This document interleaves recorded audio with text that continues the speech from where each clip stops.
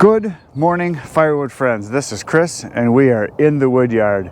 I am not going to be doing any production today. I've got other things to do, but today we're going to talk about one of the most important parts of firewood production. That's making money.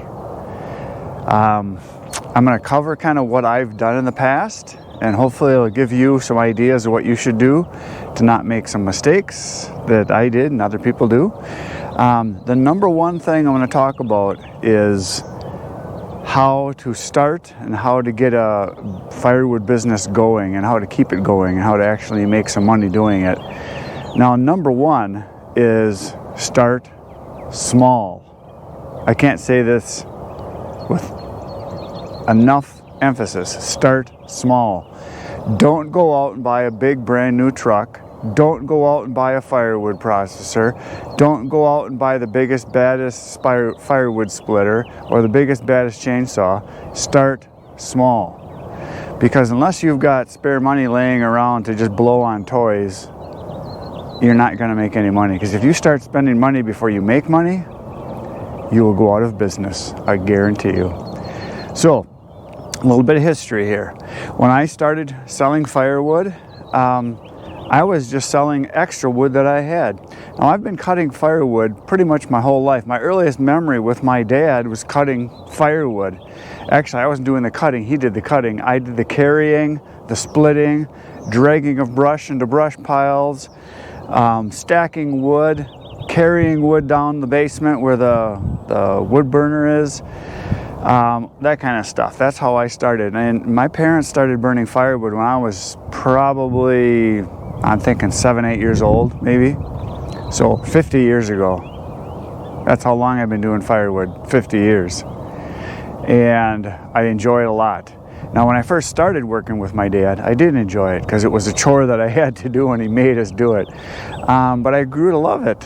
Spending time out in the woods, working hard and getting exercise, fresh air, being out in nature was awesome. So that's one of the reasons why I continued to cut firewood after I grew up. So when I bought my first house, we had a fireplace and it had a blower on it. And by running our fireplace and circulating the air in the house with the furnace fan, we were able to probably more than cut our heating bill in half, if not even 3/4, because we keep a fire going all the time, and we could really help warm the house. Now, both my brothers and my dad, they heat their house with wood, and I helped them cut firewood too over the years and still do. So I was cutting wood mainly for myself to use in my house. I was cutting wood for a buddy of mine that has a cabin, because I go there and we hang out and do some hunting and things like that. And so I was cutting all his firewood. Well, he had trees that were dying of oak wilt, so I started cutting a little bit more firewood. So instead of using and burning the wood that I had, which was maybe I was burning and cutting for myself each year 6 cords, 7 face cords at the most, not much, 2 full cords. That's about all I was cutting, and maybe a face cord or 2 we would burn at the cabin when we were there. So that's all the wood I was cutting. But eventually, enough trees started dying. I started cutting more and more and more trees. So I had more and more and more wood. Well, one time I had about 40 face cords, and I was only using 6 or 7 a year myself. So I thought, well, I should try to sell some of this. And I told my wife, I said, I've got all that wood just sitting there. It's oak, it's not going to go anywhere. It's money in the bank. But I should see if I can sell some because I can always cut more. So that first year, I had 40 face cords I sold. I put an ad on Craigslist and I sold it in less than 2 weeks. It was gone. I couldn't believe it. I thought I would sell a few cords here and there, make a few extra bucks, but it was just gone. I couldn't believe the demand. I didn't realize there was that many people that wanted firewood. So that got me interested because I've been self-employed pretty much mostly my whole life. I own a photography studio, my wife and I, and so I've been self-employed for the last 30 some years. And so I know kind of how to run a business and what it takes, and I knew that if I went big, it would be bad. I knew I could start small and just cut more and more and more. So that was the first year. The second year, I cut 80 face cords. And this was all free wood I've been cutting on my buddy's land, my brother-in-law's land, a little bit of my dad's land. So I had 80 face cords that next year. And when I first started, all I had was a Honda Ridgeline truck. So if you know what a Honda Ridgeline is, it's a small truck. I could haul one face cord with it and deliver it. Well, luckily my buddy had a small trailer I was able to use, and we could fit 2 face cords in that. It was a 5 by 8 foot trailer that had a 2 feet deep box. And so I was delivering my wood with that and backing into people's garages and just throwing it off. I did it all manually. So I did that for the first, I think, 2.5, 3 years. I had that little trailer and a little truck.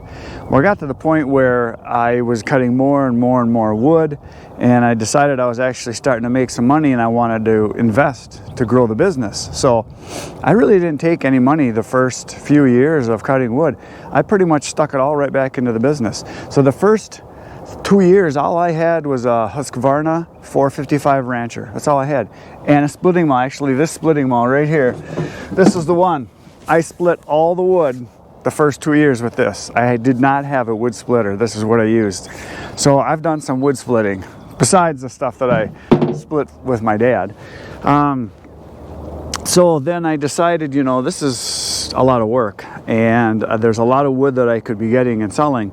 So the next year, I decided to buy a wood splitter. So I spent like $900 on a wood splitter, and that saved a lot of work. And then my brother bought a Husqvarna 576 XP, one just like this saw right here. And I used it, and I was amazed. I could cut twice as fast. It was amazing. The bigger saw, because the 455 is a 55 cc, the 576 is a 76 cc, so it's a lot more powerful. And when you're cutting oak, which is mainly what I was cutting, is white oak and red oak, what a difference. So I spent money on the splitter, I spent money on the chainsaw, obviously chains, bars, oil, gas, all that stuff. Chaps, helmet, so all that stuff that you buy, you know, it's got to come from somewhere. So I used my firewood money. So like I said, that second year I did 80 face cords, and then the next year I cut 120 face cords, and I bought the truck. I bought a new truck because my truck was getting had quite a few miles on it, and it really wasn't meant for hauling the wood like I was. It wasn't really big enough, so I bought a new truck. I bought my Toyota Tundra here, and so that's where the money went. I invested it back in the business. I used the truck. So like I said, 120 face cords. The next year, year 4, I cut 220 face cords. Now I only cut half of it in the woods on my buddy's land, and the wood that I cut there, I was hauling back and forth. So I bought a new dump trailer that year. The dump trailer you see right over there. It's 10 foot long, the box, by 6 foot, and it's 3 feet high. And I can haul a little over 4 face cords with it, with the sides that I put on there. So I put the money into that. Now also, in year 4, I bought another chainsaw. I bought another 576 Husqvarna, because I was only using that one, and you know, when you use one saw all the time, you don't really give it a break. You're cutting all day long. It's tough on the saw. Well, I eventually burned the saw up last year, the first one that I had. So I had 2 saws. I can alternate them back and forth, which was good. So that was year 4, and then in year 5, which would have been last year, I cut 300 face cords, and I bought a lot of wood that year. Now in year 4, I bought 4 truckloads at, you know, $1,300 a truckload. So what is that? That's like $5 grand. The next year I bought 6 truckloads, if I remember right, and 6 truckloads. So that's like, you know, a bunch of money. It's like almost $7,000 worth of wood I bought, and the rest of it I cut free wood. But the free wood wasn't free. I had to drive to go there and get it. Now the place where I'm cutting was, you know, it's an hour away. Sometimes an hour and 20 minutes away, because I was cutting on 3 different properties. So I was hauling the wood back and forth. So there's a lot of gas costs, wear and tear in the vehicle, tires, all, you know, all the stuff that you got to spend money on. So that was year 5.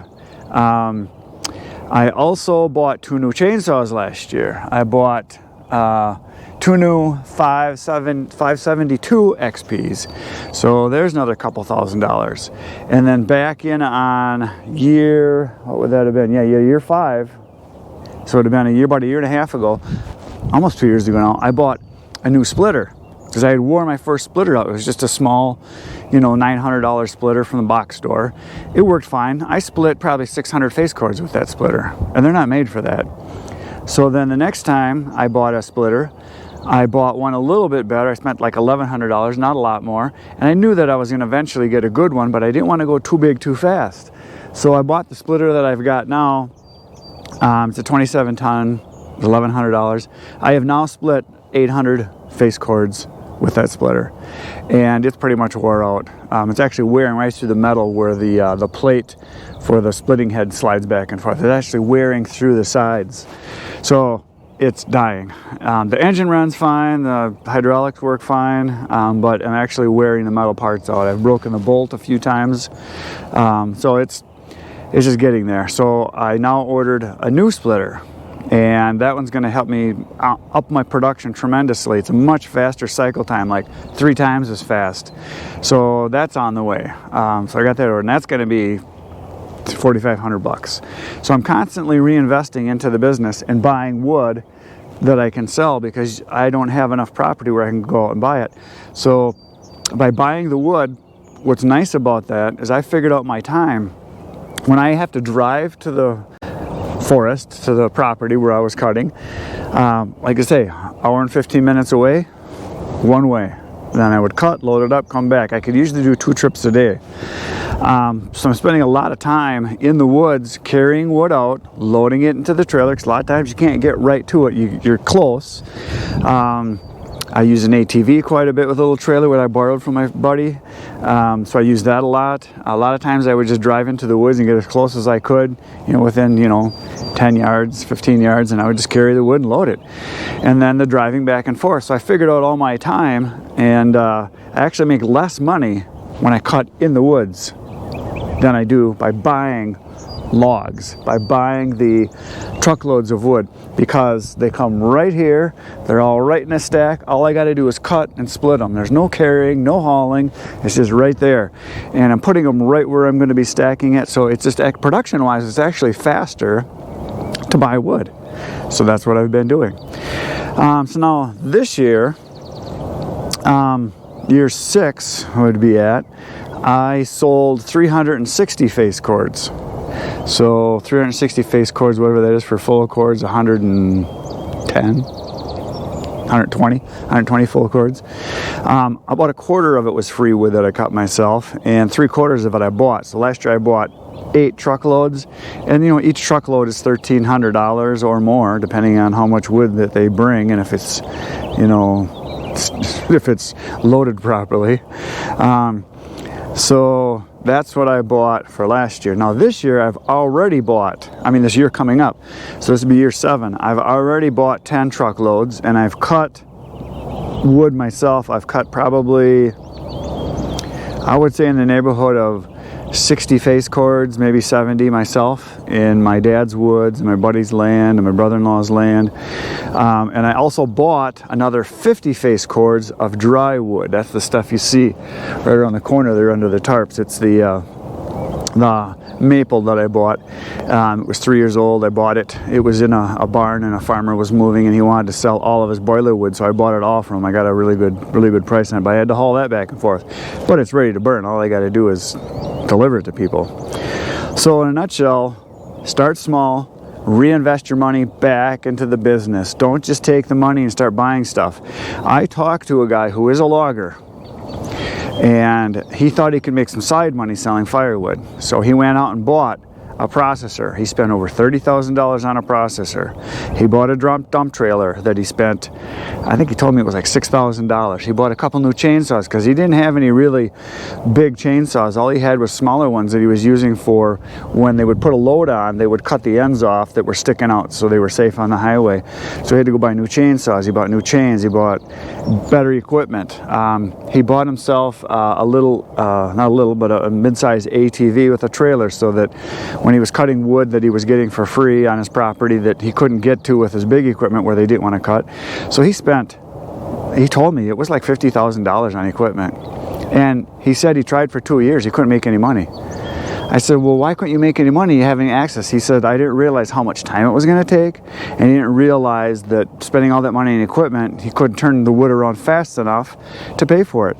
So that's why starting small and growing a little bit works. Now, there's different ways to run a firewood business, and we're going to get into that in some of the other series, but I'm going to mention it just a little bit here today so you get some idea of kind of what I do.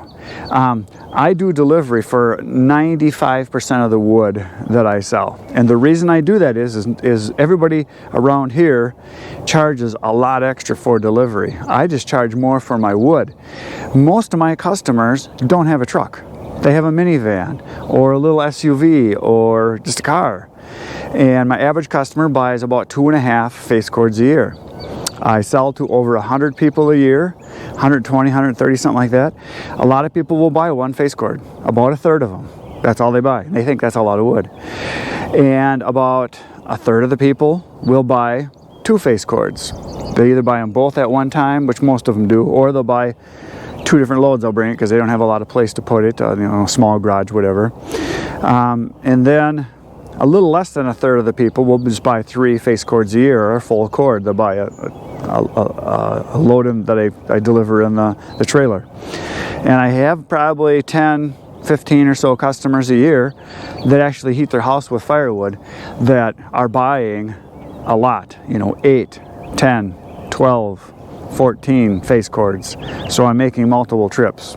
My best customer last year, I believe he bought 4 times I delivered 4 face cords, so he bought 16 face cords.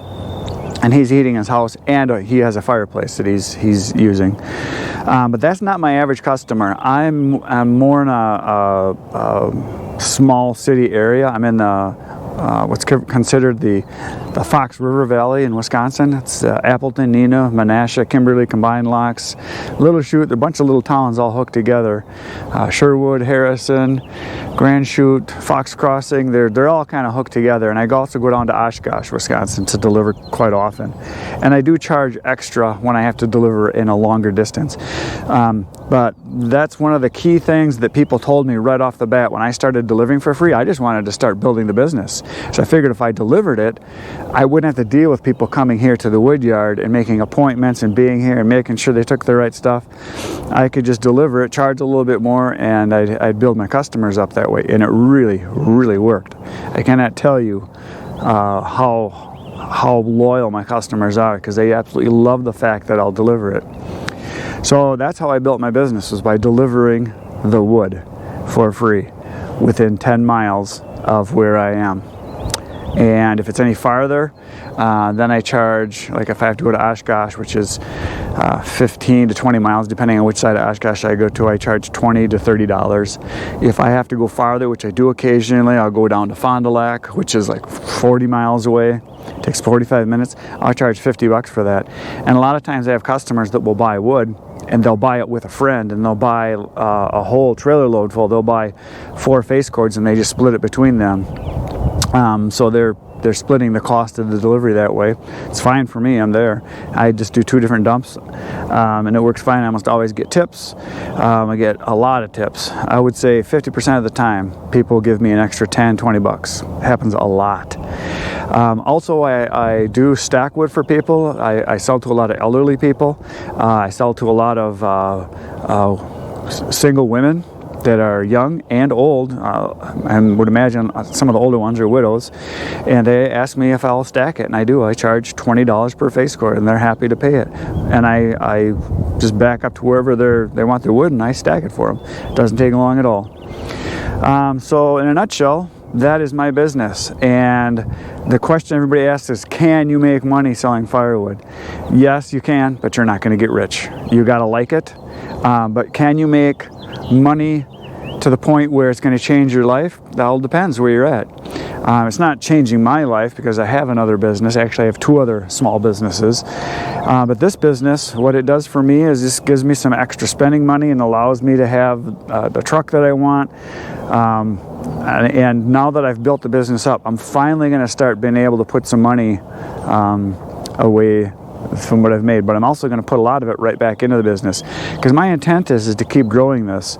There are people that have businesses like this that have grown to be very big businesses where they sell, one guy in particular I know of, he's in California, they sell 1,000 full cords every year. That's 3,000 face cords. So that's pretty big business. But he has a processor, he has delivery people, they have people that do sorting, splitting, stacking. They have different kinds of wood, different ages of wood. Very interesting how they run it. I do mine with delivery. Now there's other people that have a small firewood business, like my brother. He does some delivery, but he also has a firewood stand where people can just buy it right from where he lives there. So that works too. So I think that's enough for today. We got more to cover, lots more to cover. I'm going to break this out into several different videos where I kind of cover more in detail of how I run the business and what I do and what works well and what I recommend you do. So that is it for today. Thanks for watching. Please hit the like and subscribe buttons, and please watch the future videos coming up. There will be quite a few more about how to make money selling firewood, how to run a profitable firewood business. So thanks for watching. Have a good day.